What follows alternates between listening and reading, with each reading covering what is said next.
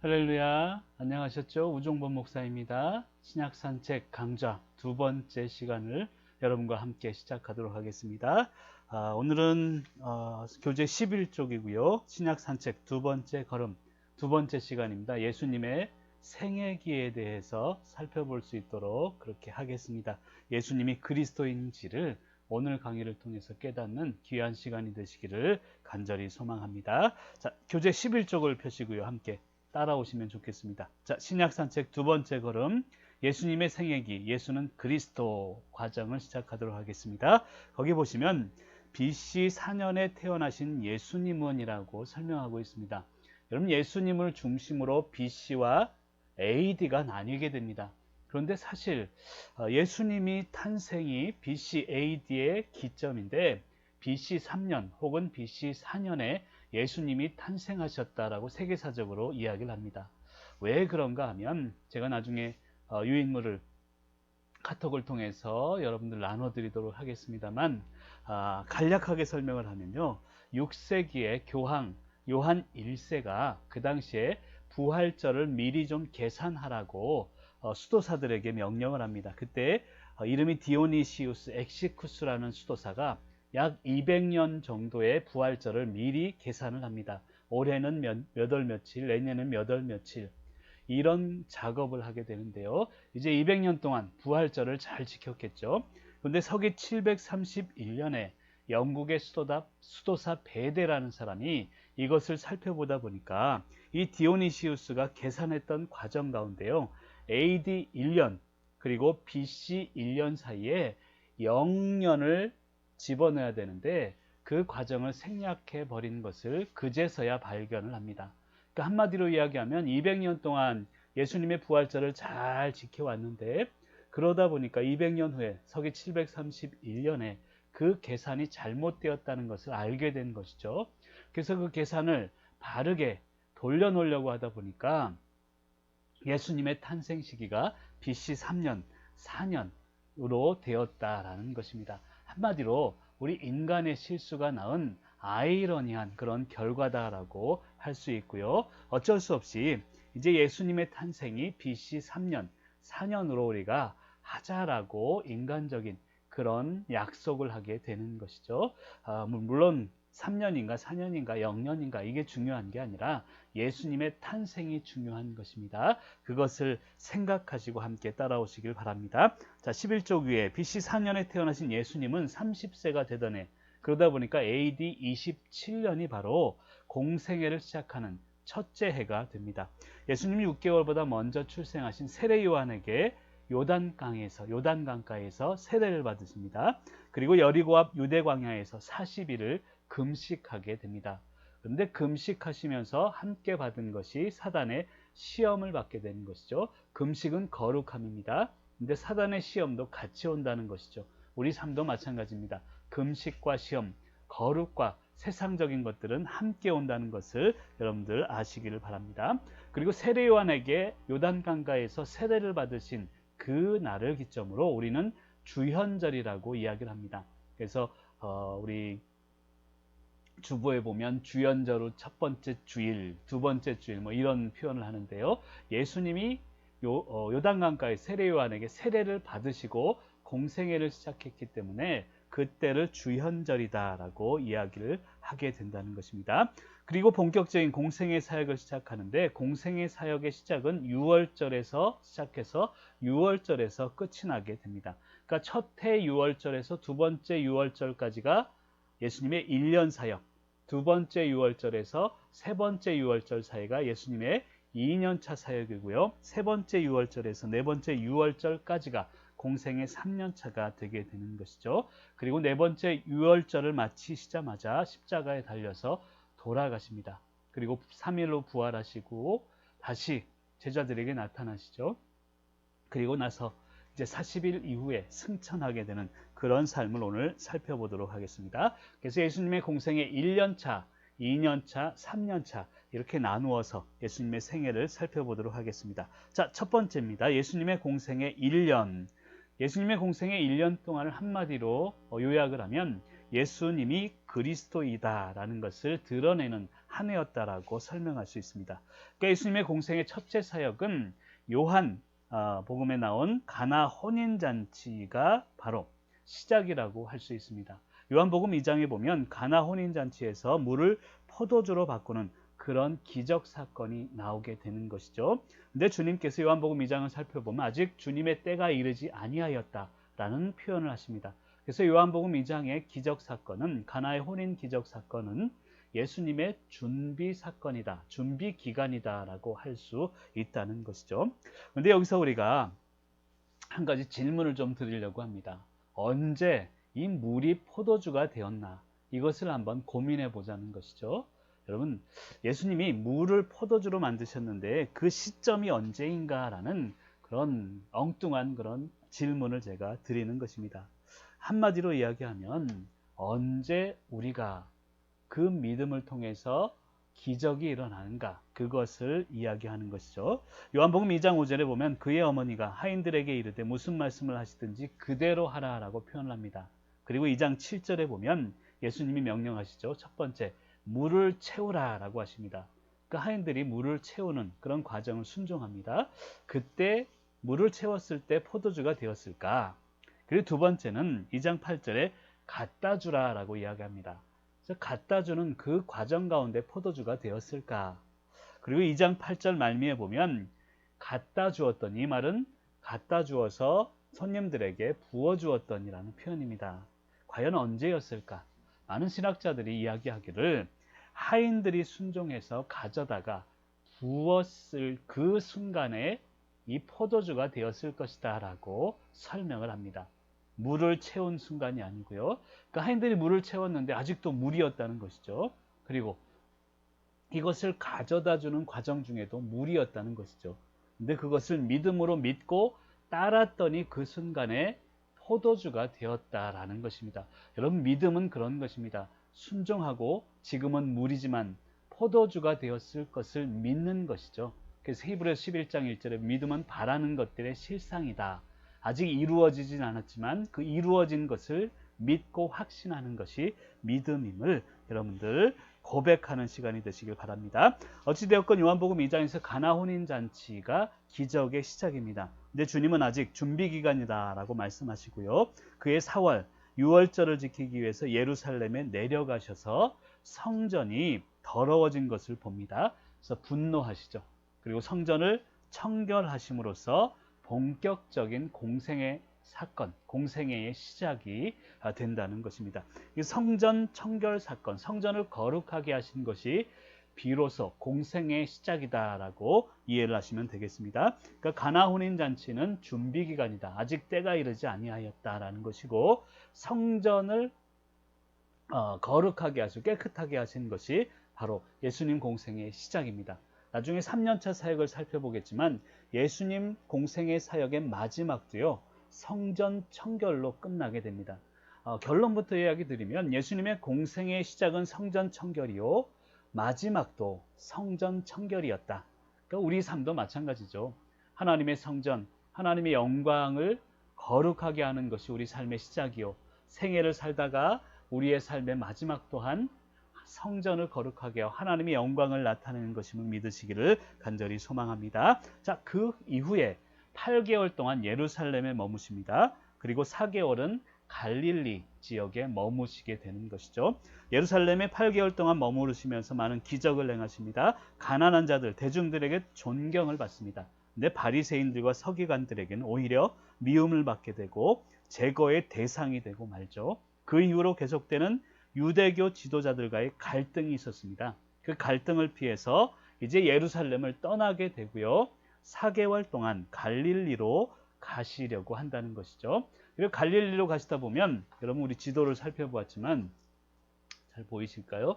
여기가 유대 지역 예루살렘이고요. 갈릴리 지역은 북쪽에 있습니다. 그래서 유대 예루살렘에서 갈릴리 지역을 가려면 사마리아 지역을 통과해야 된다는 것이죠. 근데 유대인들은 이 사마리아 지역이 불결한 곳이라고 해서 이곳으로 가지 않고 멀리 돌아서 이 지역을 통해서 갈릴리 지역을 가게 된다는 것이죠. 내려올 때도 마찬가지였습니다. 그런데 예수님은 사마리아 지역을 바로 통과해서 가게 된다는 것입니다. 그러면서 이제 그곳에서 사회적으로 윤리적으로 괄시받던 한 여인을 만나게 됩니다. 그래서 요한복음 4장에 보면 그 이야기가 나오죠. 버림받은 사마리아 영혼에게 그 유명한, 여러분들 이 성경 구절 얘기하면 그 구절 할 거예요. 하나님은 영이시니 예배하는 자가 영과 진리로 예배할지니라. 우리가 예배할 때마다 늘 되새기는 말씀, 이 말씀이 바로 그 불쌍하고 가난하고 멸시받는 사마리아 여인에게 선포하신 말씀입니다. 버림받은 사마리아 영혼, 이방인들에게도 구원이 있음을 선포하게 되죠. 그리고 사마리아 지역을 지나서 윗지역 갈릴리 지역에 4개월 머무르시면서 고향 나사렛에서 배척을 받습니다. 기적도 일으키시면서 제자들을 부르시는 일에 전념하게 되는 것입니다. 자, 그러면 구체적으로 살펴보겠습니다. 다음 페이지 12쪽을 넘어가세요. 자, 예수님의 공생의 준비 기간과 1년 차의 시작, AD 27년. 예수님의 탄생이 4년 혹은 BC 3년이기 때문에 AD 27년 이 이제 1년 차의 시작이라고 할 수 있습니다. 자, 첫 번째로 공생의 준비 기간과 공생애가 본격적으로 시작되는 1년 차 사역으로 나누어서 이야기를 하도록 하겠습니다. 자, 교재 12쪽 위에를 보시면 공생의 준비 기간에 하신 일이 있습니다. 첫 번째는 세례 요한에게 요단강가에서 세례를 받게 됩니다. 여러분, 그 당시에 세례 요한은요, 예수님은 아무도 몰랐지만 세례 요한은 이스라엘 백성들이 다 알고 있는 그런 유명한 인물이었습니다. 예수님보다 지명도가 훨씬 높았다는 것이죠. 이 세례 요한이 이제 광야에서 했던 일들은 무엇인가 하면 회개의 세례를 베풀었습니다. 그리고 회개하기를 늘 강조했죠. 수많은 제자들, 민중들이 따르게 됩니다. 그런 와중에 예수님이 세례 요한에게 세례를 받게 되고요. 성부, 성자, 성령이 한자리에 임재하면서 바로 메시아 시대의 시작을 알리게 되는 것입니다. 그러니까 메시아 시대의 시작은 바로 세례 요한에게 세례를 받는 그 순간에 예수 그리스도가 메시아임을 성부, 성자, 성령께서 선포하게 되는 것이죠. 그리고 나서 유대 광야에서 40일 금식을 하십니다. 마태복음 4장 1절에 보면 성령에게 이끌려 마귀에게 시험을 받으러 광야로 가사라고 이야기하고 있습니다. 그러니까 성령에게 이끌려서 마귀에게 시험을 받았다라고 이야기하고 있습니다. 근데 여기서 우리가 생각하는 것은 시험에만 초점이 맞춰져 있을 때가 많습니다. 그런데 여기에 초점은 무엇인가 하면 예수님의 완전한 순종이다라는 것을 기억하시기를 바랍니다. 그리고 고난 받으시죠. 40일 동안 금식하는데 여러분, 여기서 우리가 또 깨달아야 되는 것은요, 고난 중에 내 모습이 진짜 모습이다라는 것입니다. 하나님이 우리에게 왜 고난을 주실까요? 진정성 때문입니다. 예수님도 마찬가지죠. 세례 요한에게 세례를 받으셨습니다. 메시아가 됨을 선포된 것이죠. 그리고 나서 금식하며 고난을 받게 되는 것은 바로 메시아의 진정성을 깨닫기 위함이라는 것이죠. 고난과 시험 중에 내 삶의 진정성이 나오는 것입니다. 내 모습이 나오는 것입니다. 고난을 두려워하지 마시고 고난 가운데 진정성을 찾는 귀한 분들이 되시길 바랍니다. 그리고 나서 세례 요한 집회 장소에서 5 제자를 만나는 장면이 요한복음 1장에 나오는데요. 첫 번째로 안드레 요한을 만납니다. 그 다음 베드로 야고보를 만나고요.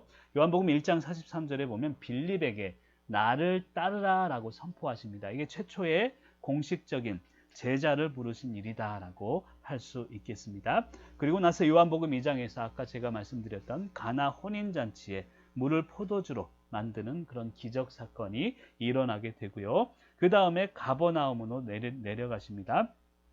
그곳에서 며칠 계시면서 앞으로 예수 그리스도의 사역을 준비하게 되는 그런 것까지가 준비 기간이라고 할 수 있습니다. 자, 그 밑에 보면 우리 지도가 있는데요. 지도를 잠깐 보도록 하겠습니다. 여러분, 여기 아까 이 갈릴리 호수, 이쪽이 갈릴리 지역이고요. 우리가 지난주에 살펴보았던 전체적인 지명은 여기 이 밑에 지역까지 있는 그런 지도였고요. 이건 위에 부분 갈릴리 지역만 확대한 지도입니다. 여기 위에 갈릴리 지역이라고 써져 있고요. 갈릴리 호수를 중심으로 갈릴리 지역을 이야기하고 있습니다. 이 왼쪽에 가나 혼인 잔치가 일어났던 곳이고요. 나사렛, 그 밑에가 나사렛이고 갈릴리 호수 옆에 있던 가버나움, 그리고 또 나오겠습니다만 베세다라는 지역이 갈릴리 호수를 중심으로 있고요. 가다라 지방, 이 군대 귀신이 나타났던 그 지방이 여기 또 있습니다. 이것도 머리에 염두에 두시고 따라오시길 바랍니다. 이게 갈릴리 지역의 전체적인 지도고요. 그럼 공생의 1년차 큰 숲 구체적으로 좀 살펴보도록 하겠습니다. 도표를 보시면서 그냥 편안하게 들으시면서 따라오시면 되겠습니다. 자, 가버나움에 이제 내려가서 며칠 계시면서 이제 앞으로의 예수님 사역을 준비하셨다고 이 설명을 드렸고요. 첫 번째로 그 이후에 하신 일이 성전 청결 사역입니다. 아까 제가 설명을 드렸죠. 예수님의 공생의 사역의 시작은 성전 청결에 있다. 그리고 3년차 사역의 마지막도 성전 청결로 끝난다라는 것을 아시길 바라고요. 그러면 당시 예루살렘 성전에 대해서 우리가 좀 이야기를 하고 나아가야 되리라고 믿습니다. 왜 성전이 그 당시에 더러워졌고 그것을 청결하게 하셨는가, 그 상황을 좀 알아야 된다는 것이죠. 이때의 성전은요, 한마디로 세 번째 성전이라고 할 수 있습니다. 첫 번째 성전은 물론 여러분 잘 알고 있는 솔로몬이 지은 성전입니다. 솔로몬이 지은 성전이 바벨론 느부갓네살 왕에 의해서 나중에 파괴가 되는 것이죠. 그 다음에 세워진 성전이, 여러분 우리 구약산책저하고 공부하신 분들은 스룹바벨 아시죠? 포로가 다시 돌아오면서 스룹바벨과 함께 포로 귀환 자들이 그때 성전을 다시 재건하게 됩니다. 그것이 바로 2차, 두 번째 스룹바벨 성전이라고 할 수 있는데요. 그 성전 또한 우리 400년 중간기를 공부했습니다. 그 헬라 시대, 안티오코스 4세 시대 때 이 성전도 거의 무너져 버립니다. 유명무실을 해버리게 되는 것이죠. 그리고 나서 세 번째 성전이 헤롯 왕이 세운 성전입니다.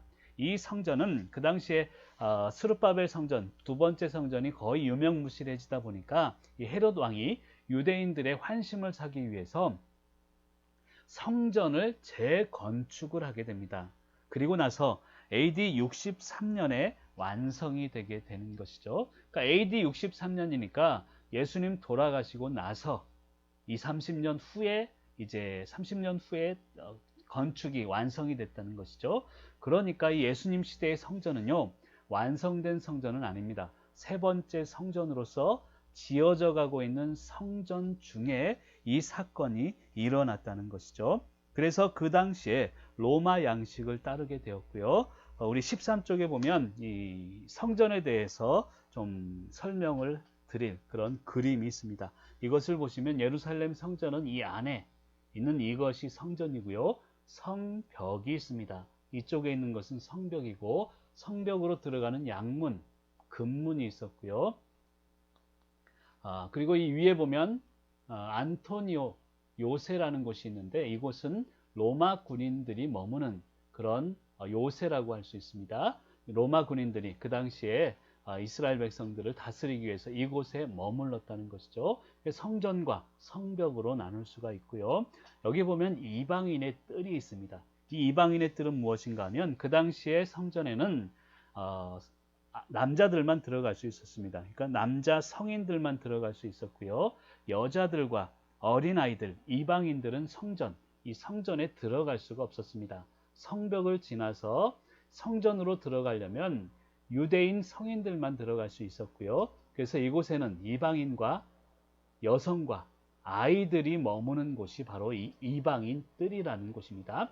이방인 뜰에서 이 미문이 있는데요. 여러분 미문 아시죠? 성전 미문에 앉아 있었던 안전뱅이가 이 미문에 앉아 있었습니다. 미문을 통해서 성전으로 들어가게 되어 있다는 것이죠.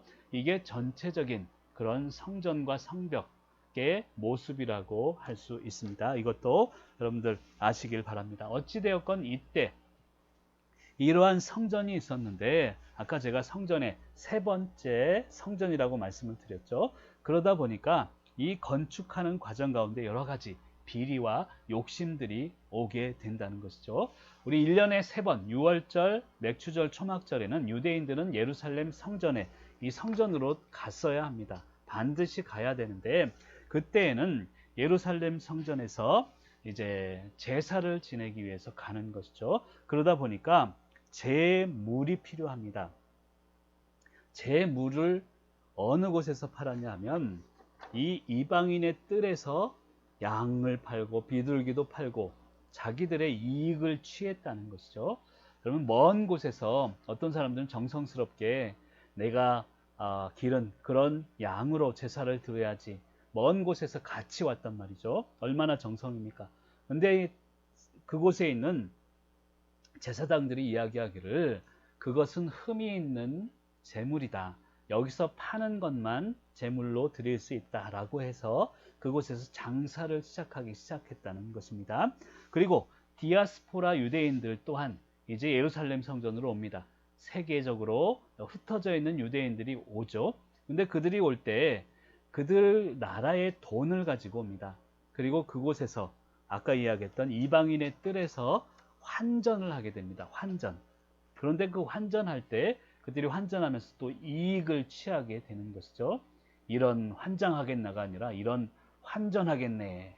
그런 생각이 듭니다. 그러면서 이익을 취하는 것이 바로 성전이 되고 말았다는 것입니다. 제사장이나 사두개인들이 이 이방인의 뜰을 중심으로 이 성전을 어떠한 상가로 만들게 되었고요. 착복이 이루어지게 됩니다. 그런데 아까 우리 안토니오 요새도 얘기를 했습니다만 이 착복이 이루어진 것들 중에서 헤롯 왕에게 일부를 바친다는 것입니다. 그리고 이 헤롯 왕은 그 착복된 것을 로마 황제에게 또 바치는 것이죠. 그러니까 하나님께 드려야 될 그런 재물에게서 착복해서 인간의 왕 헤롯에게 드리고 또 로마 황제에게 드리고 이런 종교와 정치적인 결탁이 이루어졌던 것이 그 당시의 성전의 모습이었습니다. 그래서 예수님은 공생의 첫 사역을 이 성전을 청결하는데 다시 회복하는데 첫 사역을 시작했다는 것을 여러분 깨달으시길 바랍니다. 그 다음에 많은 이적과 말씀 선포를 쭉 하게 되십니다. 그것들은 성경에 쭉 나와 있고요. 그 다음에 니고데모를 만나는 그런 장면이 나옵니다. 여러분 니고데모는 바리새인이었습니다. 지난 시간에 우리 바리새인에 대해서 설명을 드렸죠. 그리고 산헤드린 공의회 일원이었습니다. 한마디로 이야기하면 그는 유대인의 지도자급에 있었다는 것이죠. 목사님 산헤드린 공의회가 뭐예요? 이렇게 가끔 여쭤보시는 분이 계시는데요. 여러분 산헤드린 공의회는 뭐냐? 민수기 11장에 보면 모세가 70명의 장로들을 선택을 합니다. 거기서 나온 것이고요. 유대인의 사람들 중에서 제사장과 바리새인, 사두개파, 서기관 이런 사람들 중에서 70명을 장로로 뽑습니다. 대표자로 뽑은 것이죠. 그리고 의장, 상해드린 회의의 의장까지 하면 71명으로 이루어진 최고 의결기관이라고 할 수 있습니다. 그러니까 산헤드린 공의회를 통해서 모든 것이 결정되죠. 거기에 공회의원이었으니까 얼마나 지도자급이었겠습니까? 그 니고데모를 만나게 되는 것이죠. 그리고 요한복음 3장에 보면 이것이 나오는데요. 니고데모가 예수님의 이야기를 듣습니다. 예수님의 말씀을 듣고 나서 밤중에 찾아오게 됩니다. 왜 밤중에 찾아왔냐면 그는 덕망이 있었거든요. 그리고 자기 지위가 있었습니다. 근데 그런 지위를 가지고 낮에 찾아가면 사람들이 다 볼 것이니까 밤에 찾아가게 됩니다. 체면과 이목을 중요시하는 우리의 모습을 살펴볼 수 있죠. 근데 믿음은 당당한 것입니다. 밤이 아니라 낮에 찾아갈 수 있는 것이 진정한 믿음이 되어야 된다는 것이죠. 어찌되었건 니고데모는 밤중에 예수님을 찾아갑니다. 어떻게 해야 영생을 얻습니까? 거듭나야 된다. 아니 어떻게 사람이 한 번 낳는데 두 번 거듭날 수 있습니까? 라는 이야기를 하게 되죠. 그때 예수님이 하신 유명한 말씀, 이 말씀도 여러분들 그 말씀 하실 거예요. 하나님이 세상을 이처럼 사랑하여 독생자를 주셨으니 요한복음 3장 16절의 말씀을 니고데모에게 하게 됩니다. 이 사역이 첫 번째 1년차 사역이 되게 된다는 것이죠.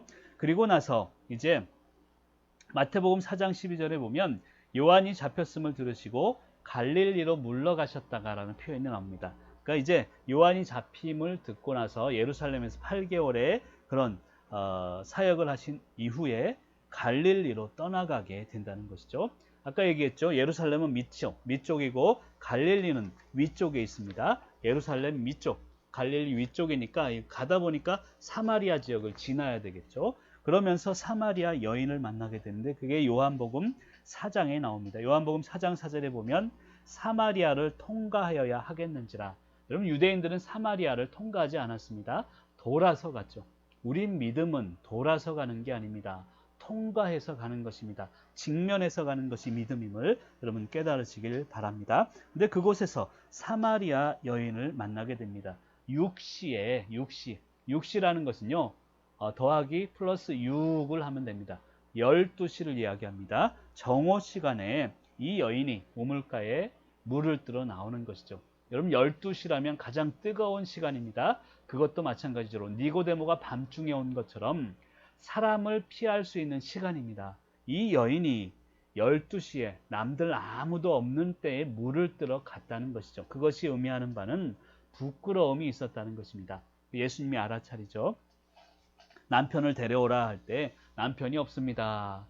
이것을 예수님이 다 꼬집는 것이죠. 우리 인간의 부끄러운 모습들, 연약한 모습들을 주님은 아신다는 것입니다. 남편이 5이 있었고 지금 남편도 새로운 남편이었던 여인이었죠.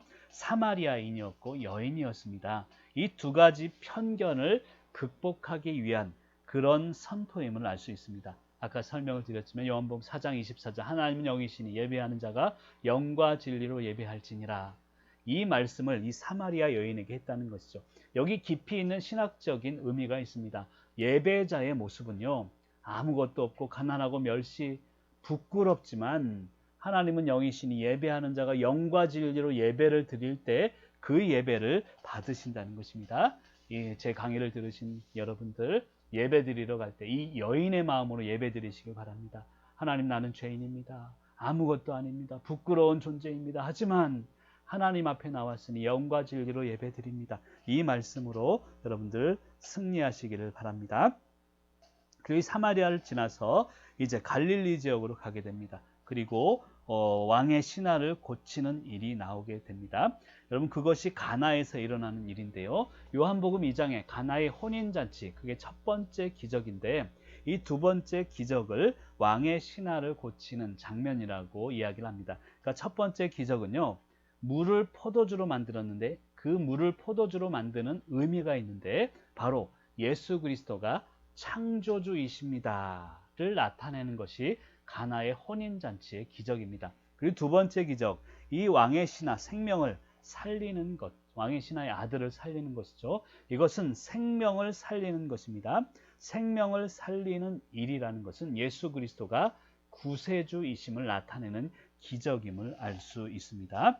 그리고 나서 이제 예수님이 배척을 받으십니다. 나사렛, 자기 고향에서 배척을 받으셔서 가버나움으로 가게 되죠. 자, 아까 우리 지도에 나옵니다.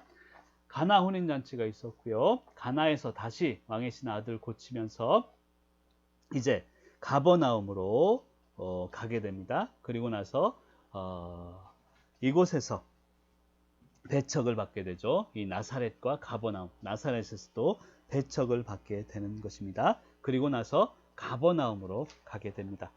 그곳에서 이제 4명의 제자를 삼으시게 되는데요. 베드로와 안드레, 야고보, 요한이 이 4명의 제자를 삼으십니다. 배안야요. 이따 제가 설명을 할 텐데 이게 보입니까? 이게 뭐죠? 배아니야요. 배안야요. 4명의 그런 제자를 삼으시게 됩니다. 여러분들 공부를 위해서 제가 하는 것이니까 여러분들 이해를 부탁을 드립니다. 그리고 나서 중풍병자와 베드로 장모의 열병을 고치는 일이 일어나게 됩니다.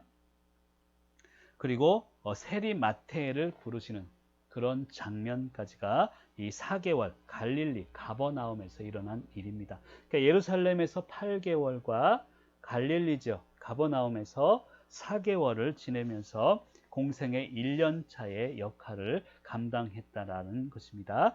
공생의 1년차를 이해하기 위한 조언이 있는데요. 그것을 보시면서 또 따라오시길 바랍니다. 첫 번째, 공생의 시작은 AD 27년이고 공생의 전에 준비 기간도 있었다는 것이고요.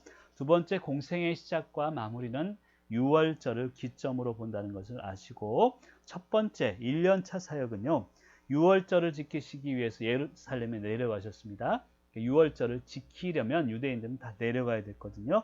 그곳에서 8개월 머무르시고 갈릴리에서 4개월을 또 사역하게 된다는 것입니다.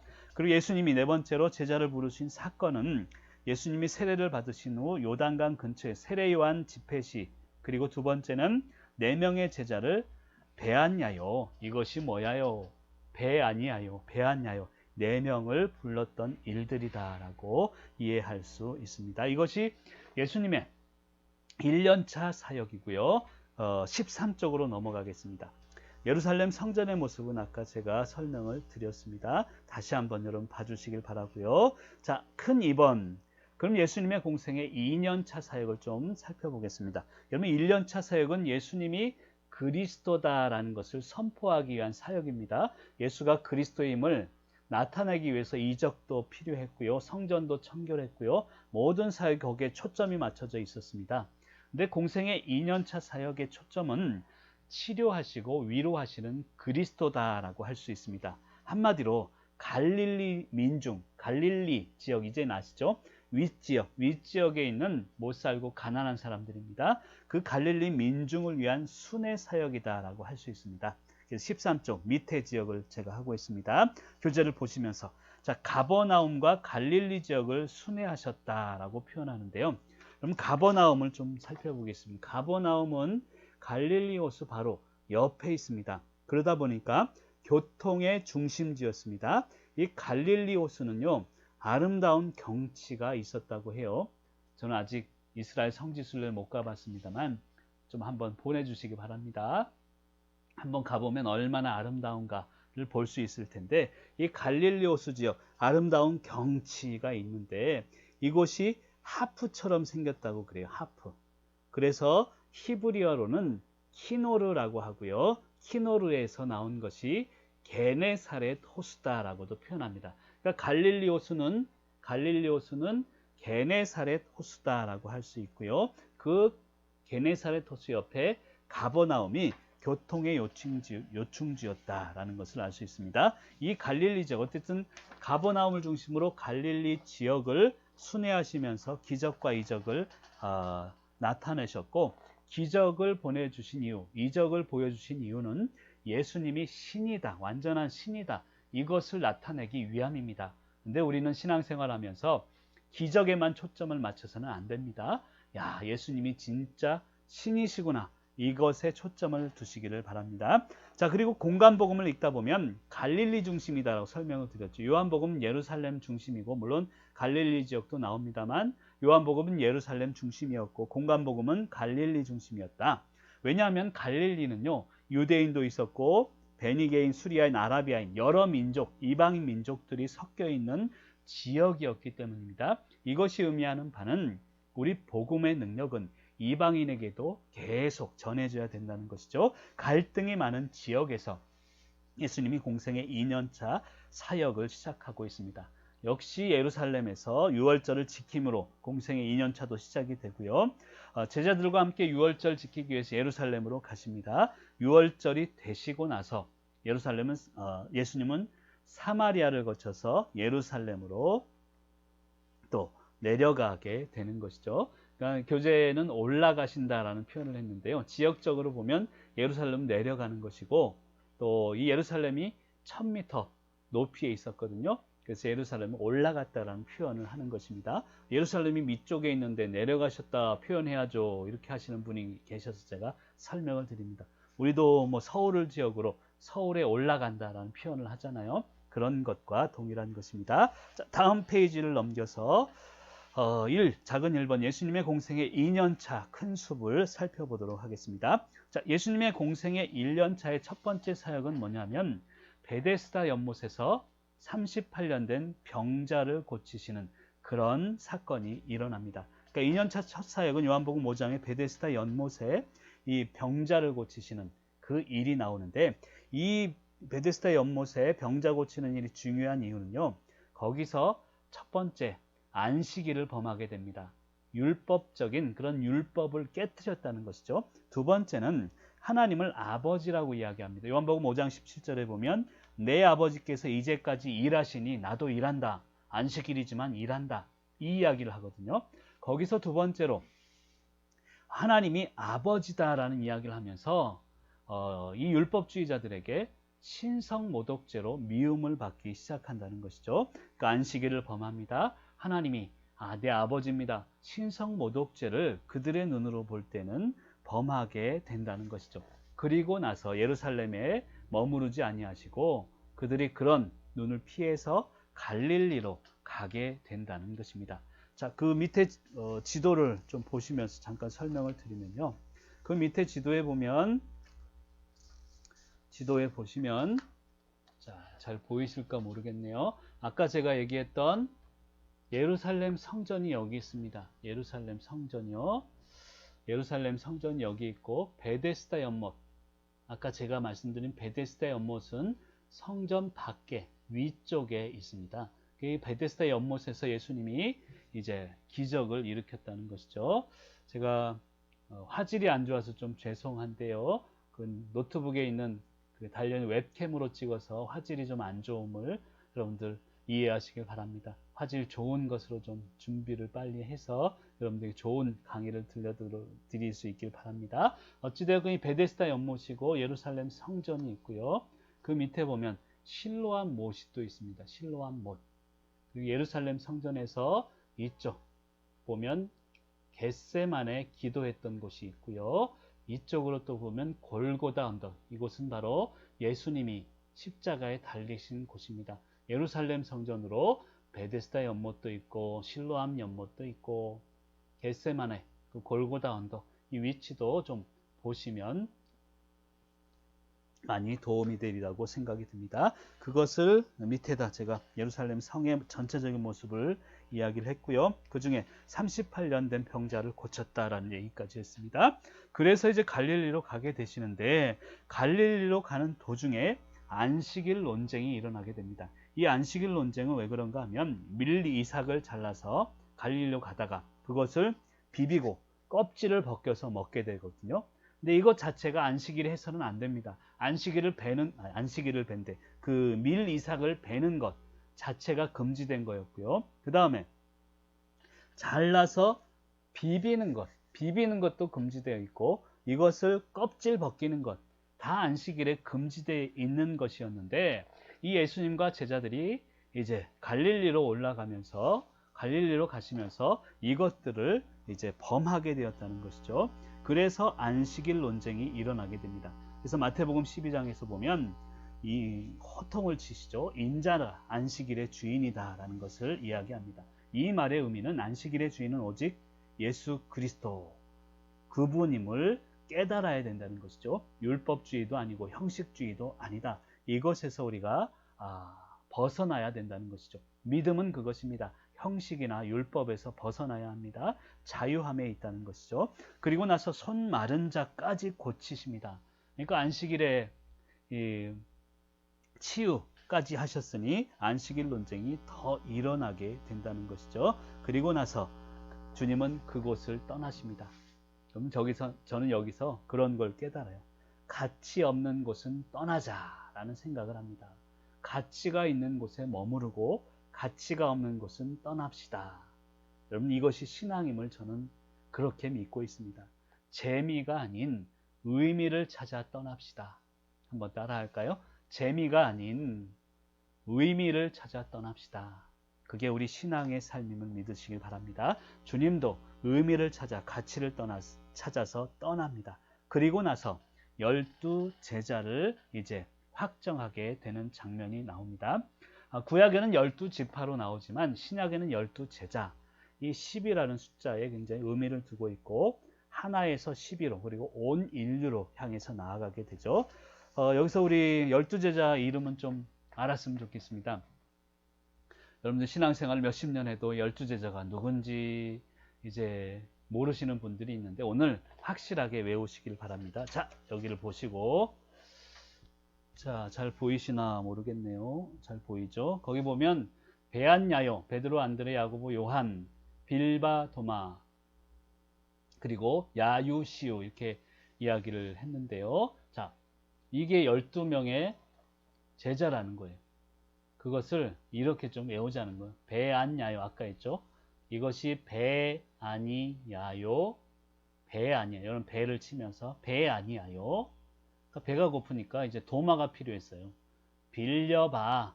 빌려봐요. 도마. 도마가 있어야 요리를 할 거니까. 배 아니야요. 배고프니까. 빌려봐요. 도마를 빌려. 그 다음에 야요시요는 뭐냐면 그러니까 어떤 사람이 야유를 보낸 거예요. 그러면서 싫어요. 그러는 거예요. 싫어요. 그래서 배안야요 빌바도마 야요시요 이렇게 외우시라는 것입니다.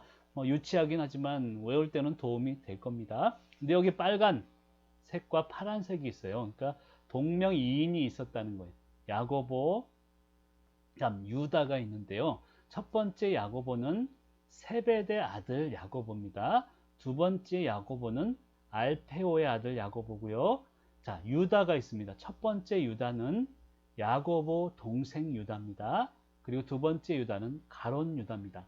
그리고 나중에 가론 유다가 가론 유다를 대신해서 마띠아가 12제자, 12사도로 택함을 받는 게 사도행전 1장에 나옵니다. 13번째 사도라고 이야기를 하기도 하죠. 그래서 미국 사람들은요, 이 13일이라는 숫자를 싫어합니다. 바로 이 가론 유다 때문에 그런 것이고 13일의 금요일 날 예수님이 또 십자가에 달렸기 때문에 그래서 유래한 것이 13일의 금요일이다라는 것도 좀 아시면 좋겠습니다. 어찌됐건 이거 기억하시고 이게 뭐예요? 배 아니야요. 배고프니까 뭐를 빌려요? 빌려봐 도마. 도마를 빌리려고 하니까 사람들이 야유를 보내는 거예요. 그래서 뭐라고 야유 보내냐? 야유 싫어요. 도마 빌려주기 싫어요. 그래서 이 12명을 좀 외우시면 좋겠습니다. 여러분들 유치한 것 같지만 나중에 보면 다 생각나게 돼 있습니다. 자, 그 다음에 마태복음 5장, 7장까지의 내용이 산상수훈 내용이 나옵니다. 그럼 지금 잘 따라오시는 거죠? 들으시고 그냥 편안하게 따라오시는데 지금 염두에 둬야 될 것은 이게 2년차 사역이구나를 알고 따라오시라는 거예요. 그러니까 산상수훈도 2년차 사역 때 일어났다는 것이고 그 다음에 마태복음 8장에 넘어가면 백부장 종에 대한 이야기가 나옵니다. 이방인을 향한 구원 선포 사건이죠. 말씀만 하옵소서라는 이야기를 할 때 예수님이 그렇게 이야기하죠. 이스라엘에 이만한 믿음을 본 적이 없다. 동서로부터 많은 사람이 천국에 앉으려니와 그 나라의 본 자손들은 바깥 어둠에 쫓겨나 울며 이를 갈게 될 것이다 라는 이야기를 합니다. 한마디로 이 말씀 뭐냐면 유대인들아 너희들은 이를 갈 것이고 이방인들은 구원을 얻게 될 것이다 이 이야기를 하는 거예요. 이 이야기를 듣고 유대인들이 분통 터지게 되는 것이죠. 아니 어떻게 할례 받지도 않은 율법도 모르는 이방인이 구원을 얻을 수 있나. 그러면서 또 예수님을 또 미워하게 되는 그런 요인이 되곤 맙니다. 그리고 누가복음 7장에 보면 나인성 과부의 아들을 고치는 그런 장면이 나오는데요. 누가복음 7장을 자세히 읽다 보면 성 밖으로 시체를 메고 나갑니다. 그때에 나가려는 행렬에 예수님이 관에 손을 대는 장면이 누가복음 7장 14절에 나와요. 그러니까 이것은 의미가 있습니다. 시체가 나가는 그 관에 손을 대었다는 것은요. 율법을 깨는 행동이었습니다. 그것은 금해진 행동이었는데 예수님이 그 금한 것을 그 율법을 깨뜨렸다는 것이죠. 그리고 이 살리셨다는 죽음에서 생명으로 살리신 그런 놀라운 행위가 그 과인성 과부의 아들을 고치는 그 장면에 나와 있습니다. 그 다음에 이제 옥합을 깨트린 여인이 나옵니다. 옥합을 깨트리는 그러면서 자신의 것을 다 드리는 것이죠. 누가복음 7장에 보면 내 죄 사함을 받았느니라 라는 표현을 합니다. 옥합 깨트린 것은 마태복음 26장, 마가복음 14장, 누가복음 7장에 나오는데 누가복음 7장에는 특이하게 내 죄 사함을 받았다라는 표현도 나오고 있습니다. 그래서 예수님은 죄 사함을 주시는 분이시다를 깨달을 수 있고요. 그 다음에 이제 바리새인들이 표적을 구합니다. 바알세부를 힘입어 라는 표현을 하면서 하나님으로부터 온 것이면 표적을 보여라 라는 이야기를 예수님께 하죠. 예수님이 그때 하신 말씀은 요나의 표적밖에는 보일 것이 없다라는 이야기를 합니다. 요나 3일 동안 뱃속에 있었죠. 고기 뱃속에. 그래서 3일 후 이제 죽음의 권세에서 부활하실 그것을 요나의 표적이라고 예수님이 표현을 했다는 것이죠. 그 다음에 마태복음에 13개의 중요한 비유가 나옵니다. 마태복음에는 13개의 비유인데요. 그 중요한 비유도 13개고 세세하게 보면 39개의 비유가 있습니다. 그것은 제가 15쪽에 정리를 해놨으니까 이따가 보시기를 바라고요. 그 다음에 갈릴리 호수 건너편으로 가다가 큰 풍랑을 만나는데 바다를 잔잔하게 합니다. 사실은 호수인데요. 어떤 때는 호수고 바다고 그렇게 표현을 하는가 생각하시는 분이 계실 텐데, 이스라엘 그 단어에는요, 호수와 바다를 구분하지 않고 얌이라는 단어로 같이 씁니다. 그래서 같은 개념으로 보기 때문에 우리 개념으로 보는 어떤 때는 호수, 어떤 때는 바다라고 표현하는 것을 이해하시길 바랍니다. 저는 갈릴리 호수, 갈릴리 바다 건너편으로 가다가 큰 풍랑을 만나는데 그 풍랑을 잔잔하게 하시죠. 자연의 주인이 예수 그리스도임을 나타냅니다. 그 다음에 거라사 지역으로 가게 됩니다. 자, 다시 볼까요? 이 호수를 지나서 거라사 지역으로 또 가게 되죠. 거라사가 어딘가 하면 이쪽 가다라 지역입니다. 가다라가 바로 거라사하고 똑같은 곳이고요. 여기서 바로 귀신 들린 여인을 고치게 되는 장면이 나옵니다. 자, 그런데 여기서 조금 다른 게 있어요. 마태복음에 보면 귀신이 2명 나오고요. 가다라 지방으로 표현됩니다. 그리고 마태복음 8장이죠. 그 다음에 마가복음 5장, 누가복음 8장에도 나오는데 마태복음에는 귀신 2명으로 나와 있고 가다라, 돼지떼 이렇게 들어가는 그 장면 있지 않습니까? 군대 귀신. 근데 마가복음과 누가복음에는 귀신 1명으로 나와 있고 거라사 지역으로 나와 있습니다. 가다라, 거라사는 같은 지역인데 문제는 뭐냐면 마태복음엔 귀신 2명 들렸다. 근데 마가와 누가복음은 1명만 나옵니다. 나중에 한번 살펴보세요. 마가복음 5장, 누가복음 8장에. 왜 이런 차이가 있습니까? 성경이 틀렸습니까? 라고 하는 사람들이 있는데 마태복음에서 귀신 2명이 나왔는데요. 마가복음, 누가복음에서 귀신 1명이 나온 이유는 신학자들은 그렇게 봅니다. 귀신 2명 들린 사람 중에 1명 고침을 받고 예수님께 집중한 그 1명에게 초점을 맞춰서 기록했기 때문이다 라는 설명을 합니다. 그래서 2명 1명이 중요한 게 아니라 2명 중에서 1명이 예수님께 돌아왔기 때문에 그 1명에게 초점을 맞춰서 기록했다. 이렇게 보시면 되겠습니다. 자, 그 다음에 우리 혈루증 여인을 고치게 됩니다. 가버나움에서 이제 고치게 되죠. 옷자락을 만지는데 내 믿음이 너를 구원했다. 평안히 가라라는 말씀을 하죠. 우리의 믿음이 우리의 모든 삶을 평안으로 이끌 줄 믿습니다. 그리고 나서 12제자를 파송하는데 2명씩 파송을 합니다. 그리고 돈 받지 말고 거저갈 것을 명령하시죠. 마가복음 6장 7절에 보면 귀신을 제어하는 능력과 병 고치는 능력을 주십니다. 우리도 마찬가지입니다. 그런 능력이 성령의 능력으로 있음을 믿으시길 바랍니다. 어떤 초자연적인 능력을 믿으라는 게 아니라 말씀의 능력, 성령의 능력이 우리 안에 있음을 믿으시길 바라고요. 그 다음에 이제 헤롯에게 목배인 세례 요한의 이야기가 나옵니다. 이 헤롯이라는 것은 누구냐면 여러분 유대왕, 유대를 전체를 다스리는 왕이 있었는데 그 왕을 대헤롯이라고 표현을 하고요. 그 대헤롯에게 세 아들이 있었습니다. 세 아들 중에 갈릴리 분봉왕 들어보셨죠? 갈릴리 분봉왕이 또 헤롯인데 더 구체적으로 얘기하면 헤롯 안티파스, 그러니까 세 아들 중에서 갈릴리 분봉왕을 세웠다는 것이죠. 대헤롯은 유대 전체를 다스리는 대헤롯 왕이 있었고 세 아들 중에 갈릴리 분봉왕 헤롯 안티파스가 있는데 그 헤롯에게 세례 요한이 목베이게 되는 사건이 이 2년차 사역 마지막 말미에 나옵니다.